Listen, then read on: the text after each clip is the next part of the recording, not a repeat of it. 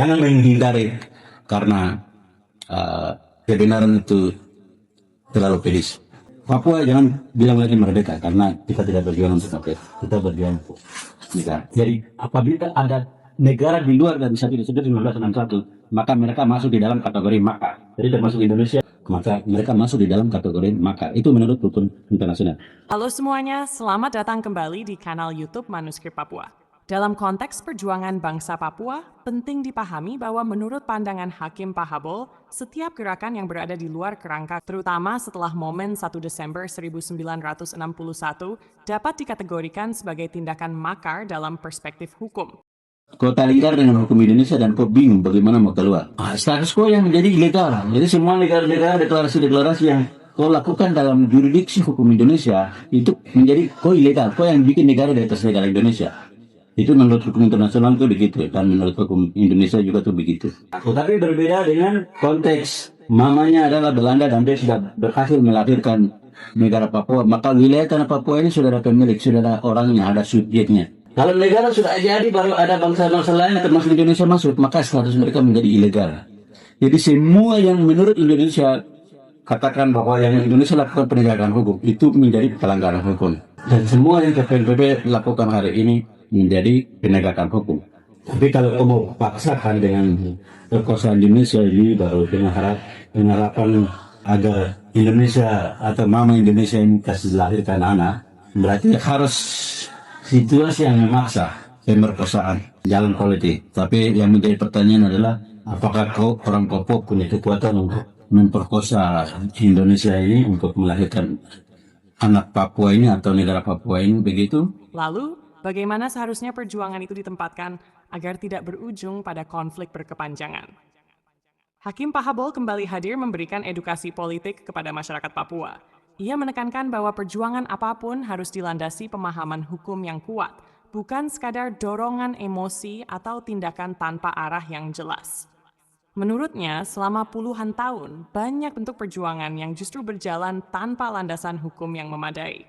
Akibatnya, bukan hasil positif yang diperoleh, melainkan penderitaan rakyat yang terus berulang. Karena itu, ia mengajak seluruh pihak, terutama generasi muda dan para pejuang, untuk mulai menempatkan setiap langkah dalam koridor hukum. Tujuannya adalah meminimalisasi korban dan membuka peluang agar isu Papua dapat dipahami serta diperhatikan secara lebih luas oleh dunia internasional. Ia juga menyoroti bahwa pendekatan yang bertentangan dengan hukum seringkali menjadi salah satu alasan mengapa dukungan global sulit terwujud. Bukan karena dunia tidak mengetahui atau tidak peduli, tetapi karena setiap tindakan harus mengikuti aturan yang diakui secara internasional. Dalam pandangannya, komunitas global cenderung berhati-hati dan hanya akan terlibat jika ada dasar hukum yang jelas. Jika suatu persoalan dianggap sebagai urusan internal suatu negara, maka ruang intervensi dari luar menjadi sangat terbatas. Hakim Pahabol kemudian mengajak masyarakat untuk berpikir lebih mendasar. Apa sebenarnya yang dimaksud dengan negara? Apakah yang diperjuangkan adalah membentuk negara baru atau mempertahankan sesuatu yang dianggap sudah ada? Untuk mempermudah pemahaman, ia menggunakan analogi sederhana. Lahirnya sebuah negara diibaratkan seperti kelahiran seorang anak. Dalam hukum, sesuatu dianggap memiliki hak setelah benar-benar lahir dan diakui. Dengan pendekatan ini, muncul pertanyaan penting. Apakah entitas negara Papua sudah benar-benar lahir secara hukum? Jika iya, kapan dan melalui proses apa? Menurut penjelasan tersebut, tanggal 1 Desember 1961 menjadi titik krusial dalam memahami posisi ini. Ada dua cara pandang yang sering muncul. Jika dianggap belum lahir, maka secara hukum internasional posisinya menjadi lemah. Namun, jika diyakini sudah lahir pada momen tersebut, maka ada dasar untuk melihatnya sebagai entitas yang memiliki hak kedaulatan. Perbedaan cara pandang inilah yang dinilai sangat menentukan arah perjuangan ke depan. Manuskrip Papua. Para pemirsa dan seluruh rakyat Papua, pada kesempatan ini saya Hakim Pahabol kembali hadir lagi untuk memberikan edukasi atau pendidikan politik kepada seluruh rakyat Papua agar rakyat Papua harus melek hukum dan terutama pejuang-pejuang agar pejuang-pejuang mengerti baru berjuang. Tidak boleh lagi berjuang tanpa mengerti. atau berjuang membabi buta atau berjuang dengan cara melawan hukum, karena akibatnya kita itu bukan mengalami hasil yang positif tetapi akan mengakibatkan penderitaan rakyat yang berkepanjangan. Sebagaimana perjuangan 64 tahun ini kita berjuang dengan cara melawan hukum, karena kita tidak mengerti hukum sehingga perjuangan ini kita tidak taruh di dalam koridor hukum, landasan hukum. Oleh sebab itu ini saatnya rakyat Papua harus menaruh perjuangan ini taruh di dalam landasan hukum untuk meminimalisir korban-korban yang tidak perlu berjatuhan di atas negeri ini, atau kita sudahi semua korban-korban yang berjatuhan dengan menaruh perjuangan ini taruh di dalam koridor hukum agar dunia internasional punya celah hukum untuk datang advokasi. Karena apabila perjuangan Papua Merdeka ini berjuang dengan cara melawan hukum, maka dunia bukan tidak mau datang bantu, bukan dunia tidak dengar dan bukan dunia tidak tahu. Tetapi yang membuat dunia tidak mau datang membantu kita hari ini adalah karena orang Papua berjuang dengan cara melawan hukum, kemudian mengharapkan dunia internasional datang membantu Papua atau advokasi Papua dengan cara melawan hukum. Dan ini hal yang tidak mungkin terjadi karena dunia di luar sana itu tidak sebodoh orang Papua. Mereka sudah sangat cerdas, mereka sudah menjadi bangsa yang beradab, tahu aturan main, mana batasan-batasan. Nah, sehingga ketika orang Papua melokalisir masalah Papua ini menjadi masalah Indonesia, walaupun ada pelanggaran HAM sampai orang Papua mati, habis, musnah sekalipun, itu dunia bukan tidak mau, tetapi sulit untuk datang membantu. Jangankan dunia, PBB sekalipun tidak akan datang membantu Papua kalau Papua ini sudah dilokalisir menjadi masalah Indonesia atau masalah rumah tangga Indonesia. Sehingga pada saat ini saya akan menjelaskan tentang semua orang Papua ini bicara merdeka atau negara, tapi kau mengerti tidak apa yang kau sedang tuntut itu, apa yang kau sedang tuntut itu barang apa? Seperti itu. Kalau negara, berarti kau punya negara itu sudah ada atau belum? Kau berjuang dalam rangka mempertahankan kau punya hak kedaulatan negara atau kau merebut hak kemerdekaan itu dari Indonesia karena kau anggap bahwa Papua ini sudah terintegrasi ke Indonesia. Ya. Oleh sebab itu simak video ini baik-baik dari awal sampai selesai agar Anda jangan gagal paham. Nah, jadi pada kesempatan ini saya akan menjelaskan tentang mendirikan sebuah negara itu adalah ibarat sama dengan prinsipnya itu berlaku sama dengan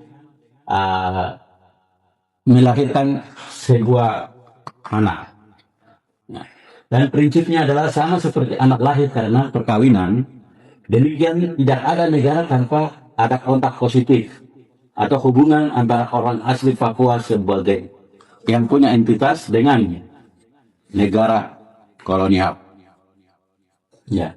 Jadi sangat mustahil seorang anak itu akan ada kalau tidak ada hubungan suami istri. Demikian juga dengan sangat mustahil negara Papua itu akan ada atau sudah ada kalau tidak ada kontak positif antara orang asli Papua dan kolonial. Kemudian yang kedua, anak ini akan dianggap ada dan melekat dia punya hak itu setelah anak ini lahir. Selama anak ini belum lahir, maka anak ini dianggap belum pernah ada.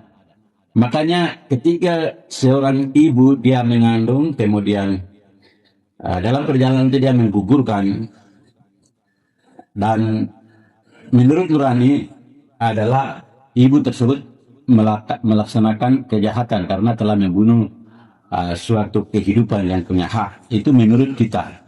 Tetapi menurut hukum adalah sebelum anak ini lahir, itu menurut hukum itu dianggap anak itu tidak ada, kehidupan tidak ada.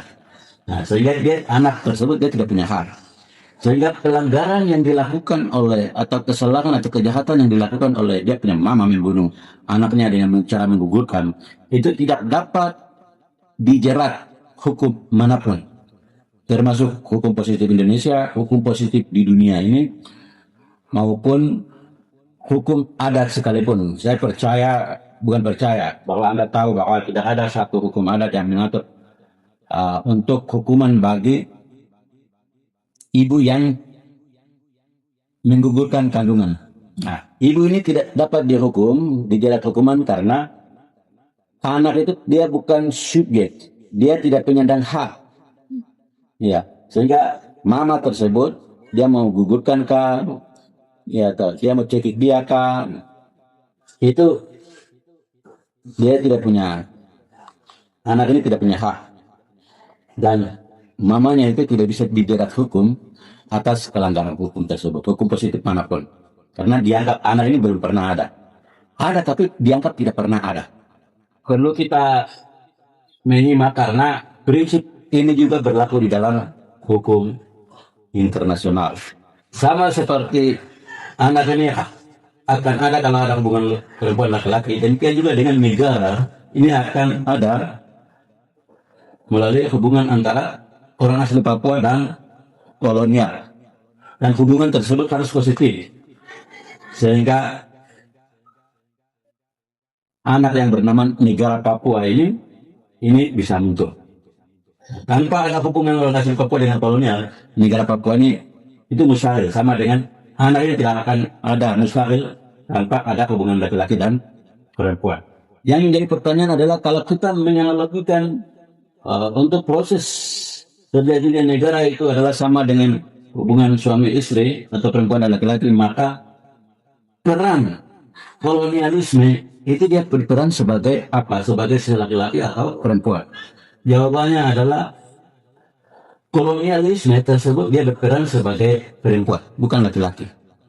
Sementara yang punya entitas orang asli Papua ini berperan sebagai laki-laki. Jadi laki-laki ini dia birahi untuk memiliki anak atau untuk memiliki negara. Orang Papua ingin birahi untuk memiliki negara. Tetapi mama yang namanya kolonial perempuan ini kalau dia tidak mau kasih, minta maaf, anak atau negara ini tidak akan pernah terjadi. Dengan demikian yang menjadi pertanyaan berikutnya adalah kalau kolonial ini adalah sebuah atau ibarat mama atau berperan sebagai mama, kalau begitu mama yang mana? Karena di Papua ini ada banyak pernah menjadi mama. Yang pertama Belanda, Jepang, kemudian Indonesia terakhir. Dan ingat bahwa selama anak ini belum lahir, selama negara ini belum ada, maka tidak ada hak. Karena hak ini hanya melekat kepada anak yang sudah lahir dan negara yang sudah ada. Kalau anak dan negara ini belum ada, maka mereka tidak punya hak. Jadi yang menjadi pertanyaan adalah orang Papua punya negara, anak ini sudah ada atau belum? Kalau sudah ada, berarti dengan negara yang mana? Negara Belanda atau negara Indonesia? Nah, kalau dengan negara Indonesia, kapan negara Papua tersebut sudah ada? Jangan pernah katakan bahwa ada deklarasi ini, ada deklarasi ini, ada deklarasi ini. Sampai ada satu lusin deklarasi presiden lengkap dengan kabinet-kabinetnya. Menurut kita, itu adalah negara-negara karena ada presiden dengan kabinet dengan lengkap dengan kabinet-kabinetnya. Tetapi menurut hukum, itu tidak pernah ada. Sama dengan anak tadi, dijamin. Anak pernah ada, tapi selama anak ini belum lahir, dianggap dia bukan subjek. Dan itu dianggap tidak ada. Demikian juga dengan negara. Jadi menurut kita adalah kita punya deklarasi ini dengan deklarasi ini dengan presiden dengan lengkap dengan kabinet-kabinetnya. Itu menurut kita. Tetapi menurut hukum, selama tidak ada hubungan positif antara kolonial, mama dari kolonial ini dia tidak mau kasih anak, maka selama itu pula menurut kita ya saudara negara itu menurut hukum belum bisa disebut sebagai sebuah negara. Contohnya itu adalah Palestina. Palestina itu sudah didukung oleh 150 negara anggota PBB dan dia sudah menjadi anggota observer PBB. Tetapi selama negara kolonial yang bernama Israel tersebut tidak mengakui, maka negara yang sudah menjadi anggota observer PBB, negara Palestina tersebut, itu dianggap tidak ada. Itu dianggap sebagai organisasi biasa. Begitu.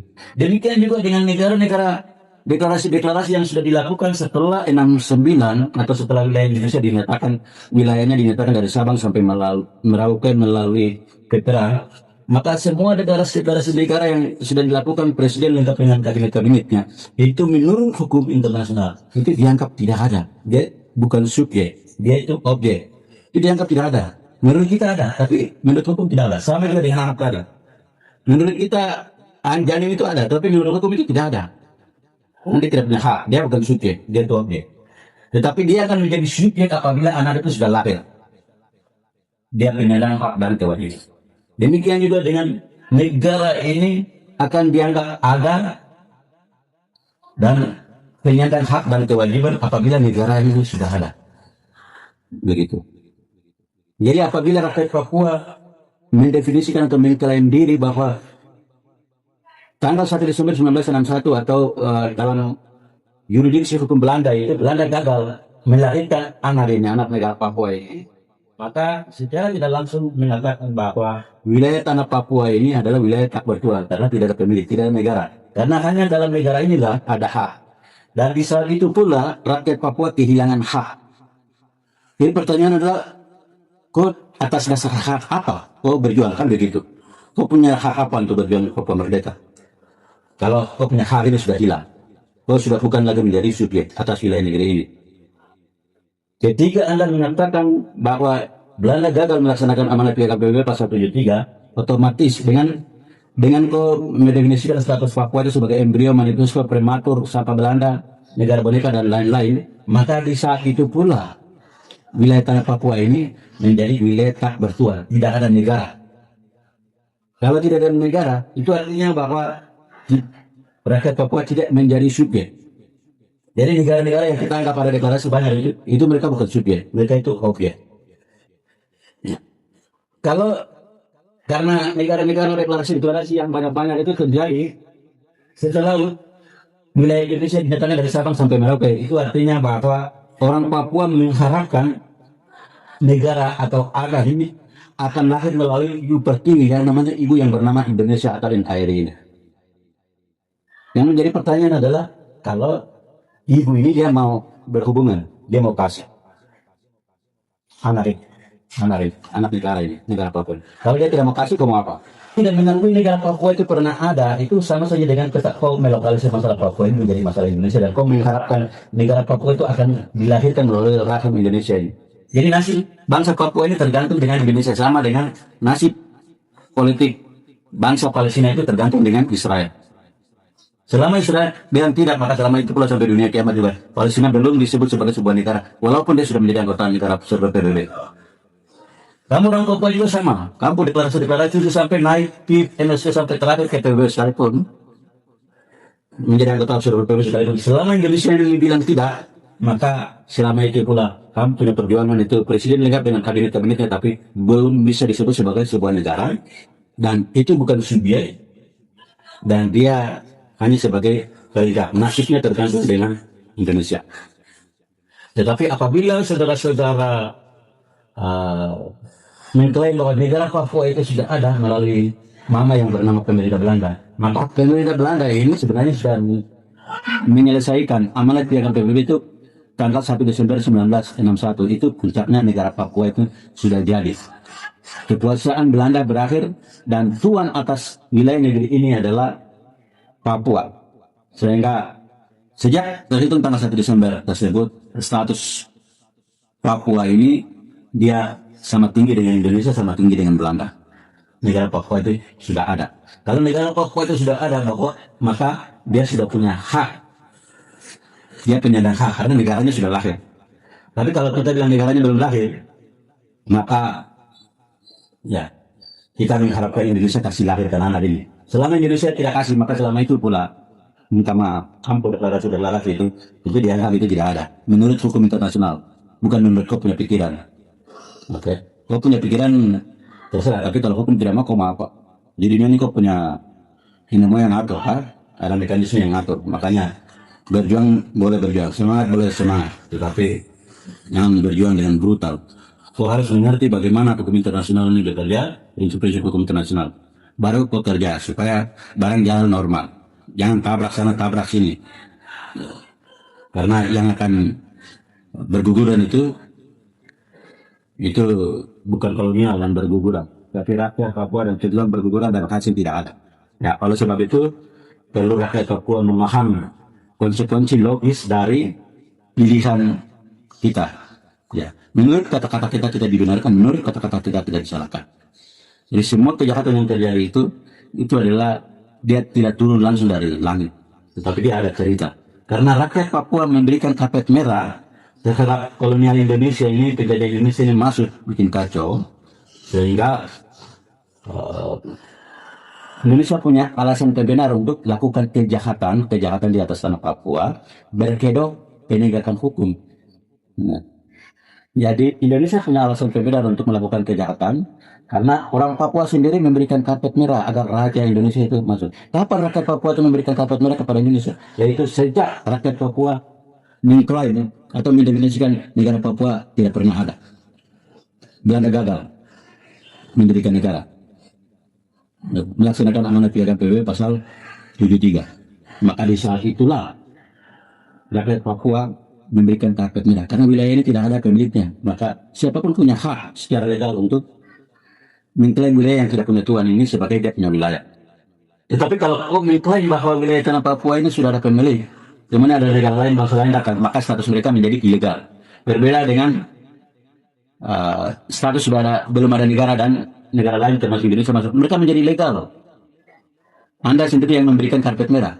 Setelah mereka menjadi legal, status quo yang menjadi ilegal. Jadi semua negara-negara deklarasi-deklarasi yang kau lakukan dalam jurisdiksi hukum Indonesia itu menjadi kau ilegal. Kau yang bikin negara di atas negara Indonesia. Itu menurut hukum internasional itu begitu, dan menurut hukum Indonesia juga itu begitu.